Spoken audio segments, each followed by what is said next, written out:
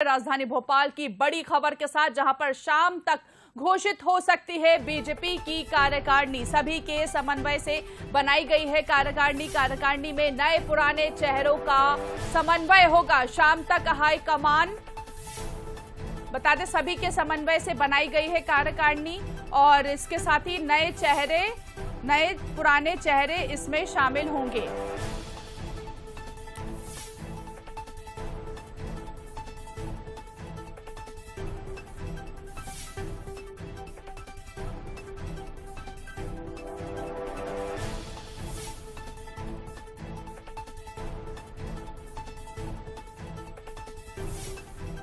तो शाम तक जारी होगी हेमंत खंडेलवाल की नई लिस्ट। जाति क्षेत्रीय समीकरणों का दिखेगा संतुलन।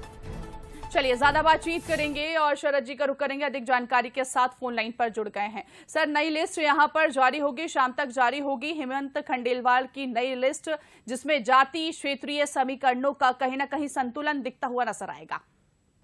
बिल्कुल, सबसे महत्वपूर्ण बात है कि जिसका इंतजार था, क्योंकि पहले इस तरह की खबरें सामने आ रही थी कि कुछ नेताओं को कार्यकारिणी को लेकर उनकी इच्छा है कि जो समर्थक हैं उनके क्षेत्र से जुड़े उनको प्रतिनिधित्व मिले। यही वजह रही कि कुछ थोड़ा सा वक्त लगा और अब हेमंत खंडेलवाल जी के प्रदेश अध्यक्ष बीजेपी की ये जो सूची है, इसमें तमाम जो बीजेपी के बड़े नेता हैं, ग्वालियर, चंबल, मालवा, निमाड़, बुंदेलखंड, महाकौशल, इन तमाम बड़े नेताओं के जो महत्वपूर्ण का समर्थक हैं, कार्यकर्ता हैं। और बीजेपी का जो कल्चर है, आप और हम सब जानते हैं कि वो मुख्यतः क्षत्रपों का कल्चर नहीं है कि नेता और नेता के समर्थकों का जिस तरह का कांग्रेस में एक परंपरा रही है।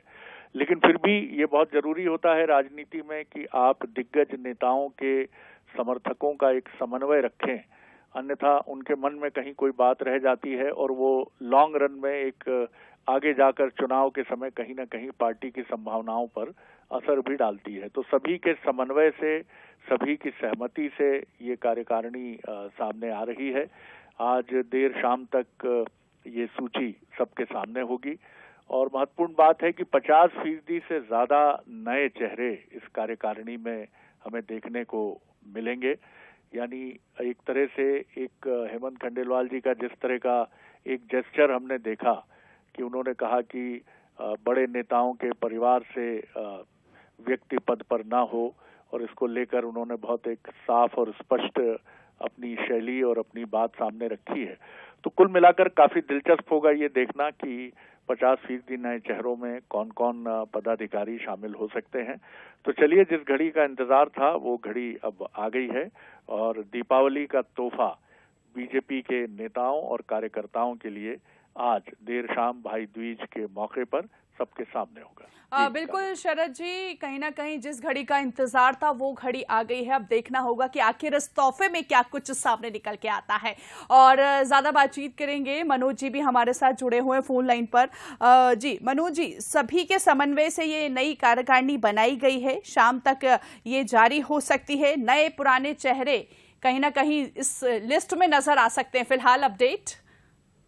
बिल्कुल, देखिए 70% के लगभग नए चेहरे इस पे दिखाई देंगे और तैयारी ये है कि परिवारवाद की जो बात कही जा रही थी कि परिवार से भारतीय जनता पार्टी का अलग मैसेज दे पाए, तो जो टीम सामने होगी वो इसी तरह की होगी। इसकी कई दौर पर चर्चा हुई है, बाद में तमाम सारे नेता अलग अलग दौर में बैठते रहे।